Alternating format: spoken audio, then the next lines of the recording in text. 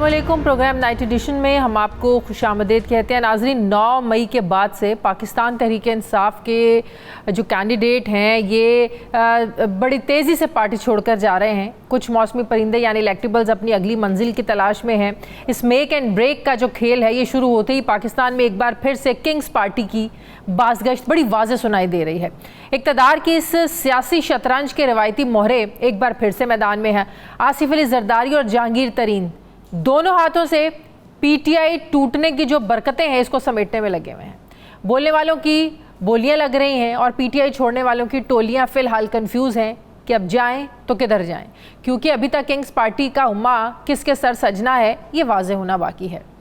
यहाँ मैं आपको ये बताती चलूँ कि पाकिस्तानी सियासत में इलेक्शन ईयर में मेक एंड ब्रेक और किंग्स पार्टी का कॉन्सेप्ट ये कोई नया नहीं है, ये उतना ही पुराना है जितना पाकिस्तान पुराना है।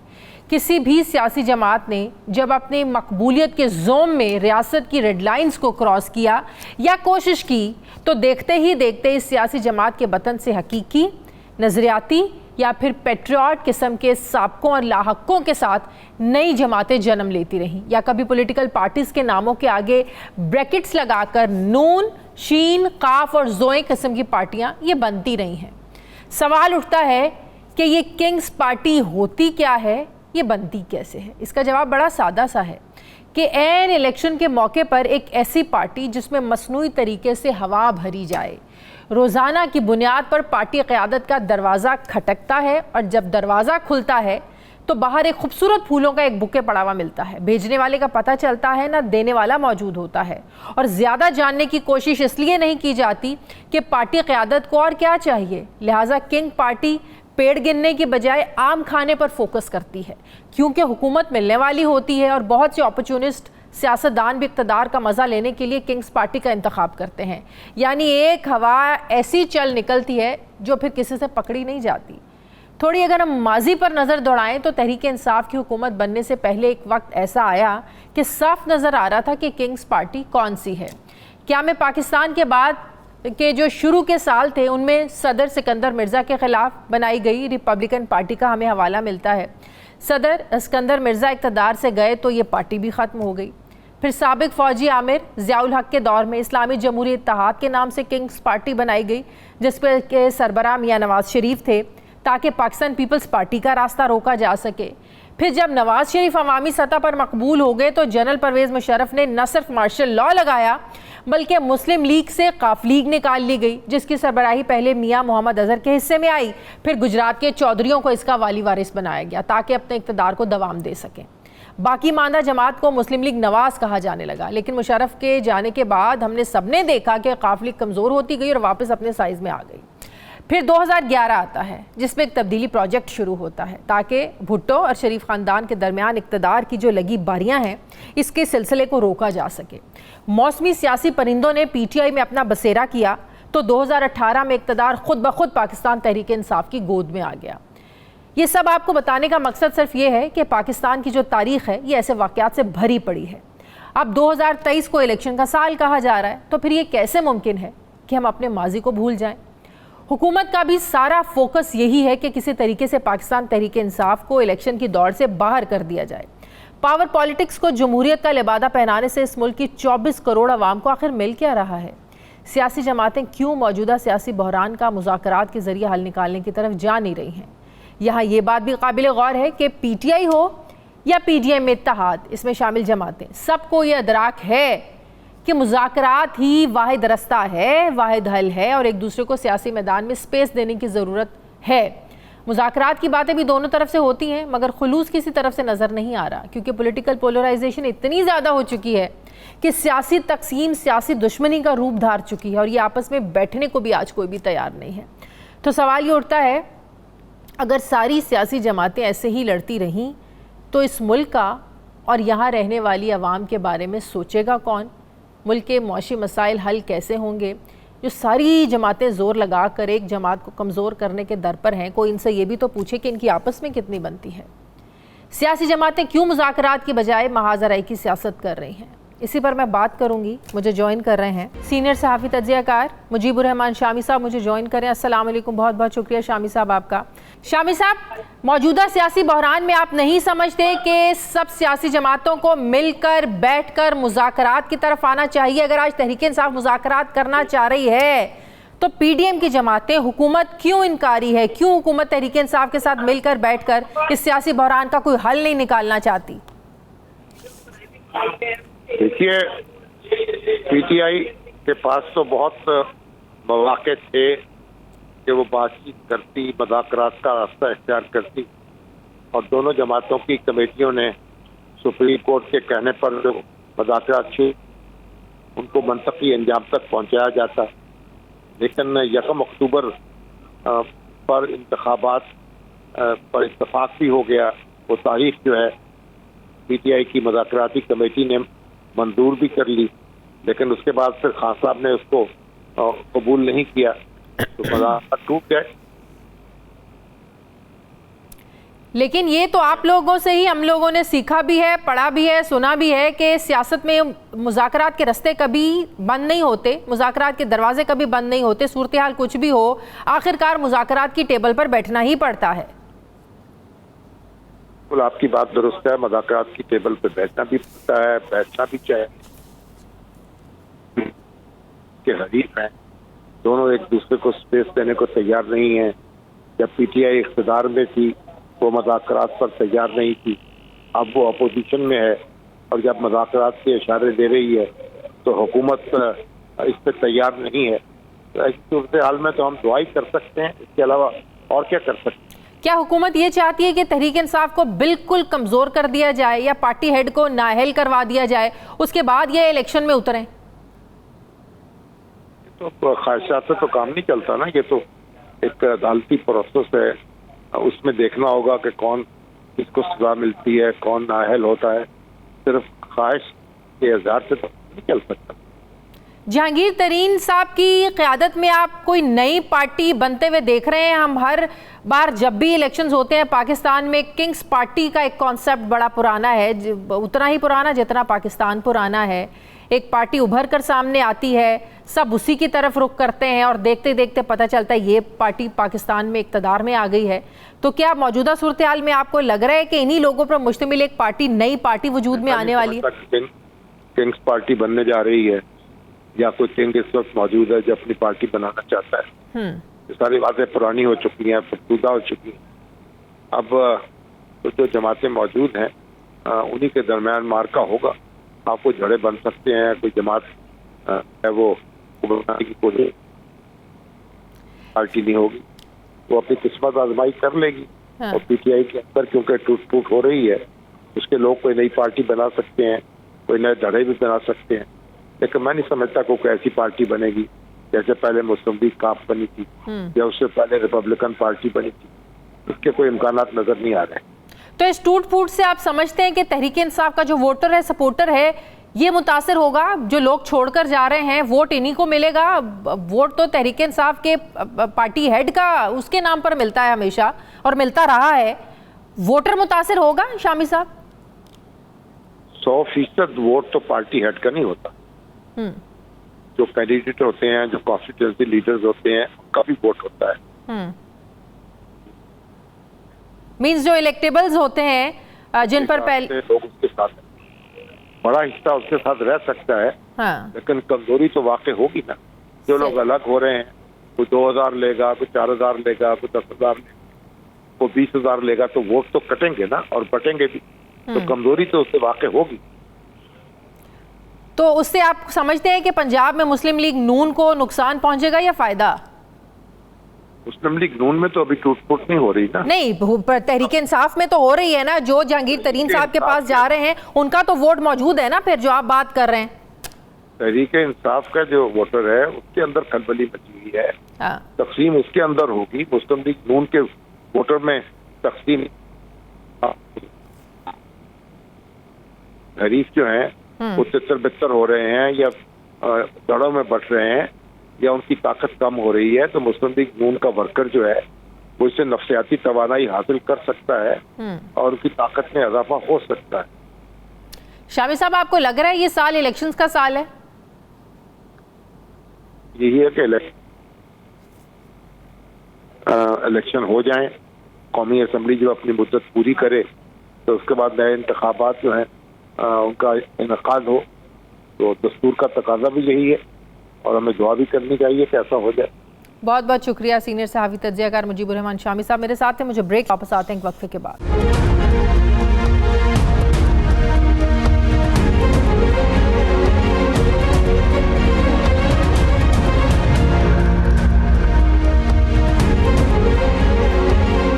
ब्रेक के बाद एक बार फिर से आपको खुश आमदेद कहते हैं। माहिर कानून राजा आमिर अब्बास साहब मुझे ज्वाइन करें। अस्सलाम वालेकुम। बहुत बहुत शुक्रिया राजा आमिर अब्बास साहब आपका। ये बताइएगा कि जब से पंजाब असम्बली को डिज़ोल्व किया गया, KPK असम्बली को डिज़ोल्व किया गया, हम सब लोग, आप समेत सब एक ही सवाल उठाते थे कि 90 रोज़ में इंतखाबात होने हैं। उसके बाद मामले को सुप्रीम कोर्ट ले जाया गया। उसके बाद 2 अप्रैल की डेट सामने आई, फिर मई की डेट दी गई, फिर मुज़ाकरात किए गए, वो भी नाकाम हुए। इलेक्शन कमीशन ने कहा कि अक्टूबर में हो सकते हैं, और अब सुप्रीम कोर्ट ने गैर मुइना मुद्दत के लिए पंजाब में इलेक्शन के हवाले से इस समाअत को गैर मुइना मुद्दत तक के लिए मुलतवी ही कर दिया है।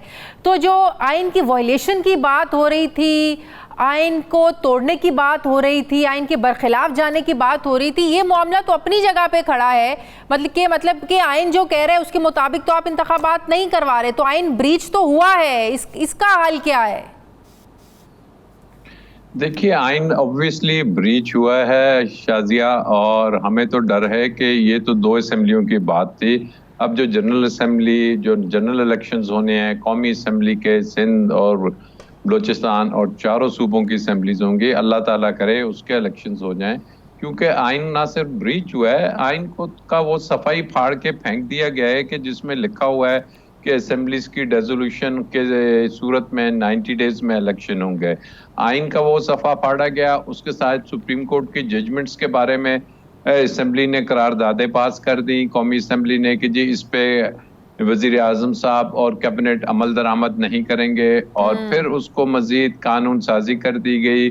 तो बज़ाहिर ऐसे है अब सुप्रीम कोर्ट ऑफ पाकिस्तान के पास जो इख्तियारात हैं वो उनके पास सिर्फ जजमेंट लिखने का इख्तियार है, फैसला करने का। इम्प्लीमेंटेशन के लिए ऑब्वियसली एग्जीक्यूटिव के पास जाना है, और एग्जीक्यूटिव अगर वो इम्प्लीमेंट नहीं करती तो सुप्रीम कोर्ट तो फिर अब बेबस होकर बैठी हुई है। सुप्रीम कोर्ट तो फिर आप एक तरीका कार सेट कर रहे हैं ना मुस्तकबिल के लिए। जो भी इक्तदार में आई पार्टी पार्लियामेंट में बैठी होगी वो तो इसी तरह सुप्रीम कोर्ट के हुक्म पर अपनी मर्जी से अमल करे ना करे। आप कमेटी बना दें, आप कहें जी हम तो पाबंद नहीं है, पार्लियामेंट सुप्रीम है, इसमें कोई शक भी नहीं है, लेकिन अदालती निज़ाम की, अदालतों की इज्जत ये भी तो अपनी जगह है। तो फिर अगर आप पार्लियामेंट ही अदालती अहकामात को नज़रअंदाज करेगी तो फिर क्या वक़्त रह जाएगी अदालती फैसलों की? देखिए, सुप्रीम जोन सी है ना, वो आईने पाकिस्तान है, ठीक है। पार्लियामान या सुप्रीम कोर्ट या एग्जीक्यूटिव उसी आईने पाकिस्तान से फ्लो करते हैं। जब आईने पाकिस्तान की धज्जियां बखेरी जा रही हैं, जब आईने पाकिस्तान के मुताबिक अमल दरामद नहीं हो रहा, तो ऐसी सूरत हाल में हमारे मुल्क में जो अब इंटरनेशनली एक जो दुनिया ने क्वेश्चन मार्क्स लगाए हुए हैं, वो कह रहे हैं कि जी आपके आइन में 2-3 जो बुनियादी चीज़ें हैं, एक फंडामेंटल राइट्स हैं जिसको बिल्कुल किसी भी तरीके से उसकी पासदारी नहीं हो रही। दूसरी आ गई कि आपका आइन कहता है कि जी यहाँ पे पार्लिमानी जमहूरी निज़ाम होगा जिसमें कि इलेक्शंस के ज़रिए पार्लियामेंट में लोग आएंगे, वो नहीं हो रहा। 2 सूबों की असेंबलियाँ खाली पड़ी हैं, आगे भी खदशा है कि टाइम पे इलेक्शंस होते हैं या नहीं। फिर हम ये देखते हैं कि जी जो सुप्रीम कोर्ट की जजमेंट्स होती हैं दुनिया भर में, वो फाइनल आर्बिटर होती हैं। असल जब डिस्प्यूट्स होते हैं तो आखिरी इख्तियार उनका होता है, लेकिन वहाँ भी नहीं माना जा रहा। तो ऐसी सूरत हाल में हम अब दुआ तो कर सकते हैं कि अल्लाह ताला करे कि जनरल इलेक्शंस भी टाइम पे हो, लेकिन बात यह है कि जो हमारे मुल्क में एक पॉलिटिकल इंस्टेबिलिटी थी, जिसकी वजह से इकोनॉमिक इंस्टेबिलिटी आई, सिक्योरिटी के इश्यूज आ गए, तो अब अगर हम कॉन्स्टिट्यूशनल डेडलॉक और कॉन्स्टिट्यूशनल एक इंस्टेबिलिटी भी हमारे सामने है, तो ऐसी सूरत हाल में अब उन तमाम सेन माइंड्स का ये फर्ज ये है। दो सूबों के इंतखाबात को लेकर जो आइन ब्रीच हुआ है, इसको कहीं ना कहीं आपको सेट करना पड़ेगा, तरमीम करनी पड़ेगी, नहीं कोई एक्ट लाना पड़ेगा, कुछ तो आपको सेटलमेंट करनी पड़ेगी, नहीं तो तारीख का ये हिस्सा बन जाएगा। और तारीख जिंदा रहती है हमेशा, तारीख कभी मरती नहीं है। ये 100 साल बाद भी याद रखा जाएगा कि आइन के मुताबिक 90 रोज़ में इंतखाबात नहीं कराए गए और इसकी जस्टिफिकेशन नहीं दी गई। क्या आइन में इतनी वाकई रिलैक्सेशन है, जो हमें आजकल कुछ कानूनदान ये सबक पढ़ा रहे हैं कि इतनी रिलैक्सेशन है? कुछ ज़रूरी नहीं है कि आइन कहता है कि 90 रोज़ में आपने इंतखाबात करवाने हैं। देखिए, बिल्कुल तारीख के जो पेजेस होंगे उसमें बहुत सी चीज़ें लिखी जाएगी कि यहाँ पे क्या हो रहा था, कैसे ये तमाम चीज़ें हुई। लेकिन अगर इसको आपने कुछ सेफगार्ड करना है तो उसके लिए तो आईनी तरमीम ज़रूरत है। हाँ। उसके लिए तो आइन में अमेंडमेंट करना है। आइन के लिए पार्लियामान में जो वो रिक्वायर्ड नंबर्स हैं वो तो मौजूद ही नहीं। तो अब तो किसी को कॉन्टेम्प्ट में बुला के आप सजा दे दें, या कॉन्टेम्प्ट में अगर आप बुलाएंगे भी, नोटिस भी देंगे, तो वो अगर शख्स आता ही नहीं, कहता है कि जी मैं तो इस जजमेंट को नहीं मानता, मैं तो 3-4 वाली जजमेंट को मानता हूँ, वो आप पुलिस के जरिए क्या बुलाएंगे? पुलिस कहेगी जी हम बात नहीं मानते, हमें तो ऊपर से हुक्म है। तो जब ऊपर से हुक्म होंगे तो फिर ऐसी सूरत हाल में सुप्रीम कोर्ट रिस्ट्रेंट का मुजाहरा करे, और बात यही है कि डायलॉग की तरफ बढ़े। सुप्रीम कोर्ट 12 तो फिर आपको यहाँ पे डिफरेंशिएट करना पड़ेगा कि किन फैसलों पर तौहीन अदालत लगती है नाम मानने पर, और किन फैसलों के नाम मानने पर तौहीन अदालत नहीं लगती। अब तो अदालती चीज़ें भी इतनी ज़्यादा कॉम्प्लिकेटेड बना दी गई हैं कि इसमें भी आपको डिफरेंशिएट करना पड़ेगा कि किस पे तौहीन अदालत लगेगी, किस पे नहीं लगेगी। देखिए Shazia, as a student of law, अगर हम इसको प्योरली देखें ना मेरिट्स पे, तो फिर ये तौहीन अदालत से बढ़ के अब बात जा चुकी है। आर्टिकल 4 है, आर्टिकल 5 है, आर्टिकल 6 है। तो तौहीन अदालत तो तब लगती है कि जब आप कोई ऑर्डर को किसी तरीके से ओबे नहीं कर रहे। यहाँ तो ऑर्डर्स को उठा के बिल्कुल फेंक दिया गया है। लेकिन बात यह है कि क्या ये मसले का हल है, जबकि सुप्रीम कोर्ट कहती है कि इस मुल्क के जो 3 पिलर्स हैं उसमें जो अदलिया का एक पिलर है, वेरी इंपॉर्टेंट पिलर है, उस पिलर को हिलाया जा रहा है, उसकी बुनियादों को हिलाया जा रहा है। तो फिर ऐसी सूरत हाल में इसका वाहिद हल तो अब यही रह गया है कि जी हम सब आगे बढ़े। अब वो 90 डेज के इलेक्शन या पंजाब और केपी के इलेक्शंस भूल जाएं। अगर जनरल इलेक्शंस की डेट एक दे दी जाती है तो आई थिंक सबसे अच्छी बात यही होगी कि अब दोनों फ्रीकैन को इस चीज पे राजी हो जाना चाहिए कि जी अगला जो जनरल इलेक्शंस है 11 अगस्त इज द लास्ट डेट हमारी कौमी असेंबली की। 11 अगस्त को खत्म होगी। उसके बाद अब वो 90 डेज नहीं है, 60 डेज हैं जहां पे नेचुरल टाइम पूरा होता है। तो 60 डेज में इलेक्शंस हो जाएं, और इलेक्शंस ऐसे हों कि जिसपे साफ हो, शफाफ हो और क्रेडिबिलिटी हो उन इलेक्शंस की। ऐसे इलेक्शंस ना हो कि जो दुनिया में एक मजाक बन के रह जाएं। तो समथिंग जो अब हम समझ रहे हैं कि अगले आने वाले 1, 2, 3 माह जो से हैं वो पाकिस्तान के लिए बहुत ही इम्पोर्टेंट है, क्योंकि आप दुनिया से आइसोलेशन में नहीं रह सकते। दुनिया ये तमाम चीजें बहुत गौर से नोट भी कर रही है, और आपके जो ताल्लुकात हैं वो इन तमाम चीजों पे डिपेंड करते हैं। ये नहीं कि आप अपनी तरीके से जो मर्जी करें, दुनिया आपको कहेगी। जो वॉच डॉग्स हैं ना इंटरनेशनल, चाहे वो ह्यूमन राइट्स के हों, चाहे वो इलेक्शंस के हों, चाहे वो प्रेस के हों, वो तमाम कह रहे हैं कि जी अगर इलेक्टोरल प्रोसेस जो सा है वो अगर साफ शफाफ हो जाए, then we have a ray of life कि जिसमें होप है हमें कि आगे हम बढ़ेंगे। अगर नहीं होते तो फिर ठीक है, जो हैं चीफ जस्टिस के खुद नोटिस का जो दायरा इख्तियार था उसको लेकर जो कानून साजी की गई है, इसमें जो माजी के नोटिसेस हैं, माजी के केसेस हैं उनमें भी अपील आप कर सकते हैं। इसका मतलब ये है कि सबसे ज़्यादा फ़ायदा आप समझते हैं कि नून लीग को पहुँचेगा, पीपल्स पार्टी को पहुँचेगा, क्योंकि इन अदवार में हमने देखा कि बहुत ज़्यादा सुप्रीम कोर्ट की तरफ से, चीफ जस्टिस की तरफ से खुद नोटिस लिए जाते थे और उसकी फिर अपील, जो फैसला आता था उसको अपील का हक भी नहीं होता फिर। तो इस आप समझते हैं कि इससे नून लीग को मौजूदा सिनेरियो में ज़्यादा फ़ायदा पहुंचने वाला है? देखिए, ये सिर्फ आज खुद नोटिस की बात नहीं है। बहुत से केसेस हैं, जैसे पैनामा का मियां नवाज शरीफ का केस था, वो आज खुद नोटिस नहीं था। इमरान खान साहब पिटिशनर थे। असल इशू है कि आर्टिकल 184(3) के तहत जितने भी केसेस हैं, उसमें जो अपील का राइट है वो मौजूद नहीं था। As a student of law या एज ए लॉयर, मैं तो समझता हूं कि वो राइट अपील का देना चाहिए। वो हक जरूर होना चाहिए कि अगर सुप्रीम कोर्ट 184(3) में कोई जजमेंट देती है तो उसके ऊपर अपीलेट फोरम होना चाहिए। लेकिन उस अपील को, राइट को देने के लिए आपको आइन में आर्टिकल 185 में अमेंडमेंट करनी है। आपने एक तरफ तो ये कर दिया, दूसरी तरफ एक और कानून लेके आ गए कि जिसमें आपने जो रिवीजन की जुरिस्डिक्शन, रिव्यू की जो जुरिस्डिक्शन है, आर्टिकल 188, उसको भी कह दिया कि जी इसमें हम अमेंडमेंट करते हैं और रिव्यू पिटीशन को बतौर अपील ट्रीट किया जाएगा। ये भी बैड कानून नहीं है, ये भी अच्छा कानून है। लेकिन अमेंडमेंट कैसे हो सकती है? नंबर्स तो आपके पास पूरे नहीं है। हाँ, लेकिन ये जो दूसरा बिल आया है, ये तो एक सिंपल स्टैट्यूट है जिसमें मेजॉरिटी चाहिए। तो इसमें भी हमने देखना ये है कि इसका लॉन्ग रन में ऑब्वियसली फायदा होगा, लेकिन क्या ये असेंबली ये तमाम कोई आपके हमारे लिए कानून साजी कर रही है? ये ऑब्वियसली इसका मकसद यही है कि 62(1)(f) में जो तहयात नाअहली है उसको किसी तरीके से खत्म किया जाए। अगर नैब के अमेंडमेंट का जो अब फैसला ऑलमोस्ट आने वाला है, उसमें अगर कोई फैसला आता है तो फिर हमने वो रिव्यू ऑफ जजमेंट एक्ट के तहत उसको दोबारा एक लार्जर बेंच में ले जाके उसको खत्म कर दिया जाए। तो बज़ाहिर तो ये बड़े गड़े मुर्दे खोदने वाली बात हो जाएगी। डेफिनेट गोल्स हैं उनके, जिसकी अचीवमेंट के लिए ये तमाम हो रही है लेजिस्लेशन। लेकिन अब बात यह है कि लेजिस्लेशन भी हो जाए, आगे असेंबलीज भी आएंगी।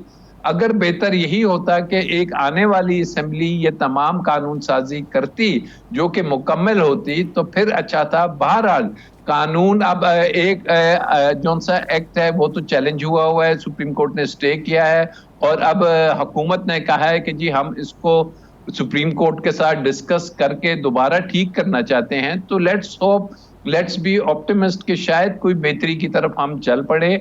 अदरवाइज ये जो कानून साजियां हो रही हैं और पर्सन स्पेसिफिक हो रही हैं, ये दुनिया में 132 से फिर हम चले जाएंगे 150, और रूल ऑफ लॉ या आईन पाकिस्तान की हुक्म पे या उसके ऊपर काम करना, अमलदारी, वो बिल्कुल साइड पे रह जाएगी। सही, बहुत बहुत शुक्रिया। माहिर कानून राजा आमिर अब्बास के साथ थे।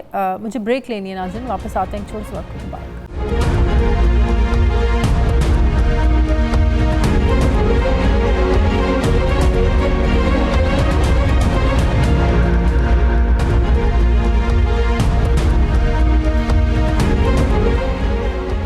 ब्रेक के बाद एक बार फिर से आपको खुशामदीद कहते हैं नाज़रीन। पाकिस्तान ने हमसाया ममालिक ईरान और अफ़गानिस्तान समेत रशिया के साथ बार्टर ट्रेड यानी अशिया के बदले अशिया, इसकी तजारत का फ़ैसला किया। यानी तजारत के लिए डॉलर से आई होंगे, ना ही पाकिस्तान में पैदा होने वाली अशिया की कदर कम होगी।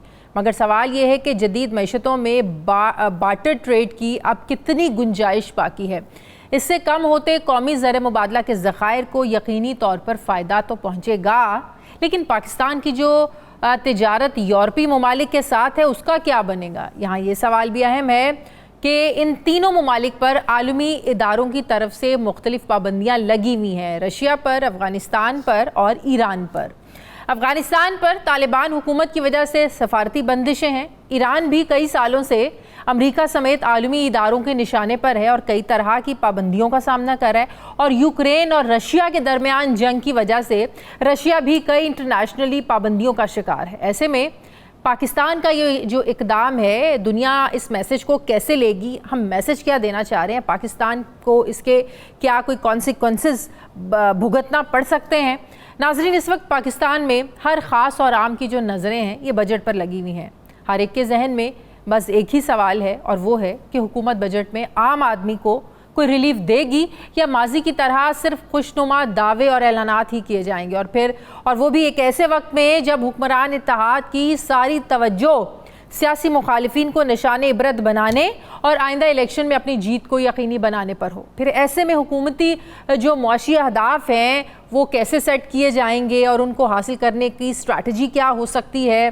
आलमी इदारे पाकिस्तान की मौशी गिरावट को मुल्क में जारी जो पॉलिटिकल एक टेंशन है इससे जोड़ रहे हैं कि जब तक मुल्क में सियासी इस्तेहकाम नहीं आएगा, मुल्क की जो मौशी मुश्किलात हैं ये कम होने की बजाय ये बढ़ती जाएंगी।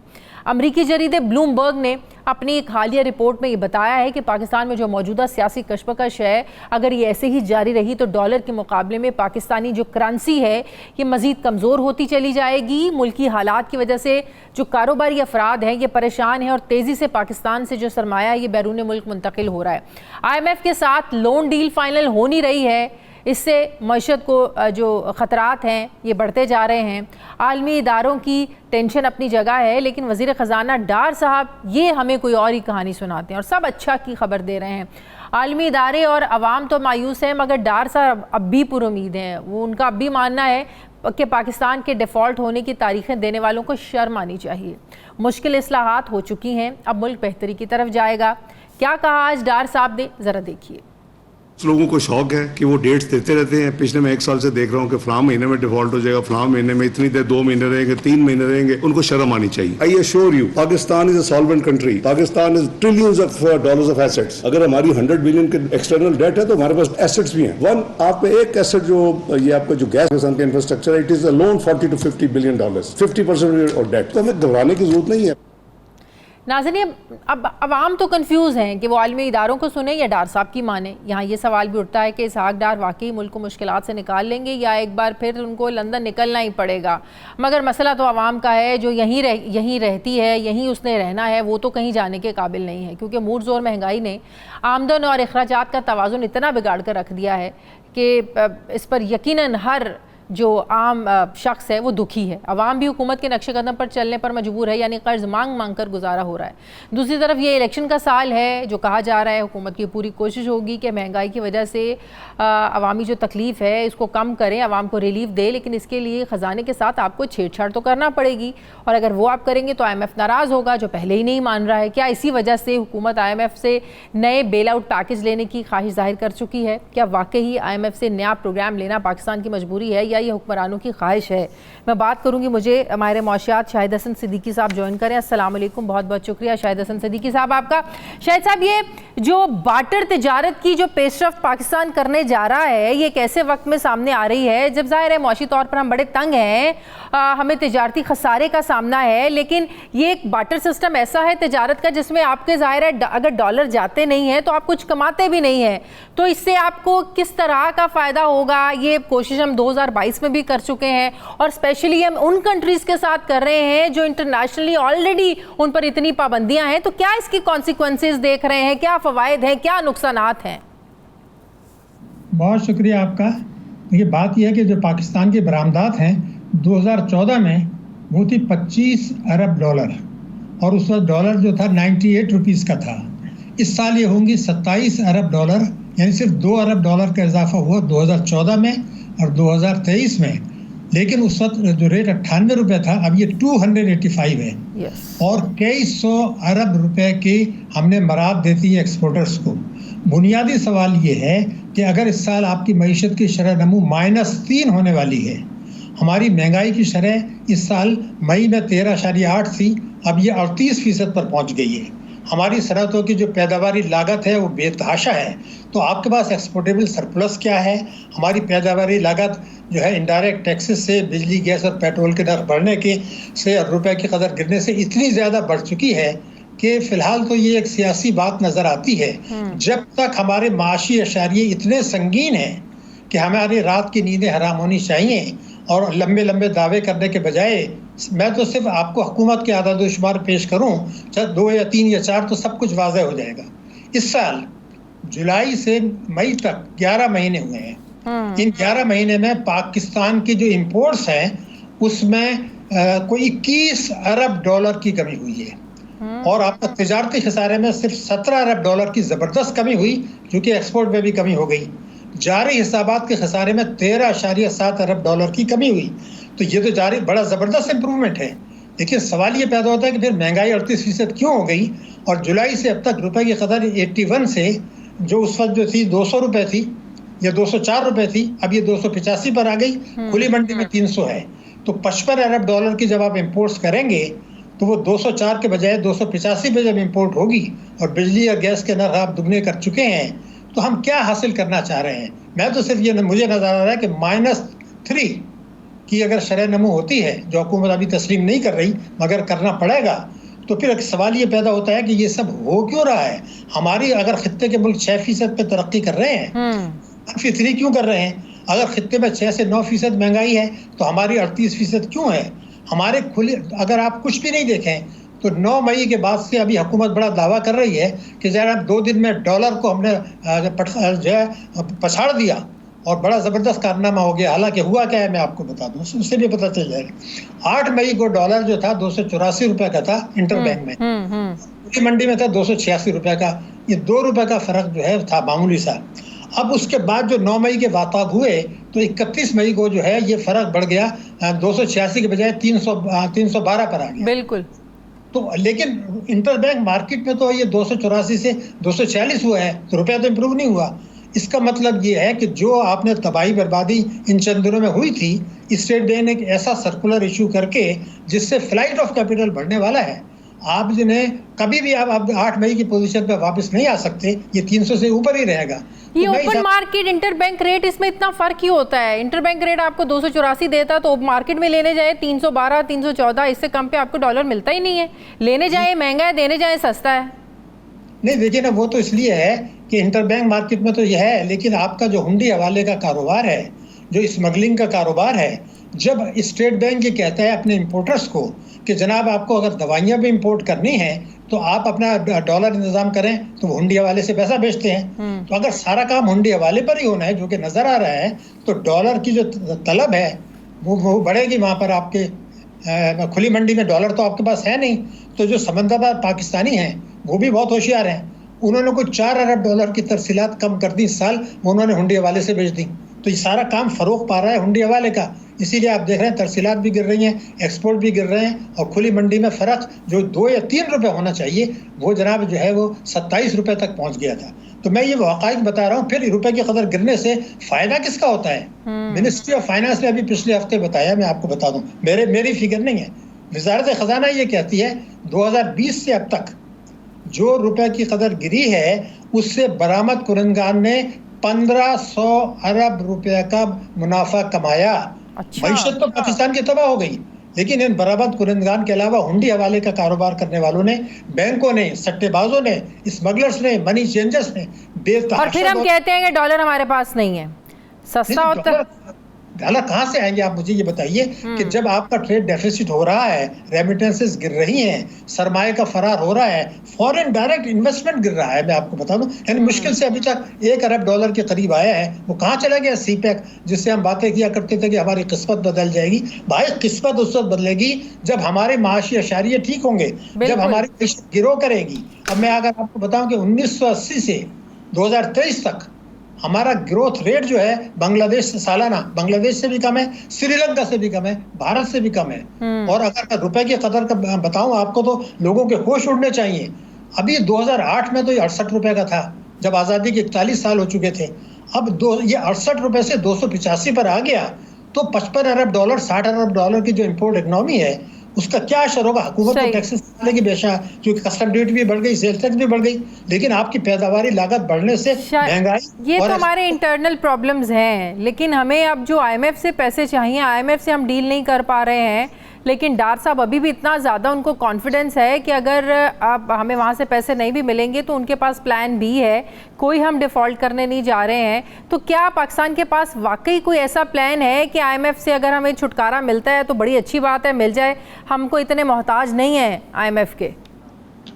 देखिए, मैं पूरी जिम्मेदारी से स्टैम्प पेपर पर लिख के देने के लिए तैयार हूँ कि हुकूमत के पास सिर्फ एक प्लान भी है, एक ही है, और वो ये है कि अगले माली साल में IMF के पास जाएं कि जनाब आप हमें 7.5 अरब डॉलर या उससे ज़्यादा का कर्जा 3 साल के लिए दे दें, लंबी मुद्दत के लिए दे दें। वो कर्जा हमें मिलेगा, उसकी सख्त शराइत होंगी, माशी सख्त सियासी शराइत होंगी, ऐसी शराइत होंगी कि जो लोगों के होश उड़ जाएंगे, लेकिन कर्जा तो आपको मिल जाएगा, क्योंकि दूसरा कोई प्लान मौजूद नहीं है। ना मौजूदा हालात में कोई सवाल ही नहीं पैदा होता। लेकिन लाजमन 100% हम IMF के पास जाएंगे और उनके साथ अमेरिका की सिफारिश कराएंगे। अमेरिका से कहेंगे जनाब आपकी जो सियासी शराइत हैं जिसमें आगे चल के खुदा न खास्ता जौहरी प्रोग्राम, आगे चल के खुदा न खास्ता हमारे जो उनका ये प्रोग्राम है कि हमारी सरहदें चीन, अफगानिस्तान और ईरान से ना मिलें, उसको नुकसान पहुंचाना, कश्मीर के मसले को पसपुश डालना, ये वो चीज़ें हैं। तो आप कह रहे हैं कि अगर हमें ये इतना कर्ज लेना है लंबी मुद्दत के लिए तो बहुत सी चीज़ें कॉम्प्रोमाइज करनी पड़ सकती हैं। नहीं, कंप्रोमाइज नहीं, कुर्बानी देनी पड़ेगी। कंप्रोमाइज तो हम सारी जिंदगी कर रहे हैं। अब मामला आ गया कुर्बानी का, उसूलों का कुर्बानी का, पाकिस्तान के असासों की कुर्बानी का, पाकिस्तान की इज्जत नफ्स का, पाकिस्तान के इस्लामी तशख़्ख़ुस का, पाकिस्तान की जोग्राफिकल बाउंड्रीज का, पाकिस्तान के जो है जौहरी प्रोग्राम का, पाकिस्तान की आवाम की फलाह बहबूद, इन सब की कुर्बानी दे के अशराफिया को फ़ायदा पहुँचाने के लिए यही स्टेटस को रहेगा, वही बजट आएगा नुमाइशी। वो कोई मसला हल करने वाला नहीं है। हुकूमत ने बता दिया है कि बजट में आवाम के लिए कुछ नहीं है। आप वज़ारत ख़जाना, वज़ीर मुमलकत बड़ा ख़जाना है, उन्होंने कह दिया है कि हम बरात ये देंगे कि बजट खसारे को कम करेंगे। अरे भाई, बजट खसारा तो कम आप कर सकते हैं, तरक्याती खर्चात में कटौती करके भी। उन्होंने कोई रिलीफ देने की बात नहीं की है। या जो रिलीफ देंगे उससे दुगना या तिगना उसके आवाम की दूसरी जेब से निकाल लिया जाएगा। ये बिल्कुल आपके सामने है। सही, बहुत बहुत शुक्रिया शाहिद हसन सिद्दीकी साहब, माहिर मौशूआत मेरे साथ हैं। नाज़रीन का वक्त खत्म हो गया। फीडबैक ज़रूर दें, अपना ख्याल रखें, मुझे इजाज़त दें, अल्लाह हाफ़िज़।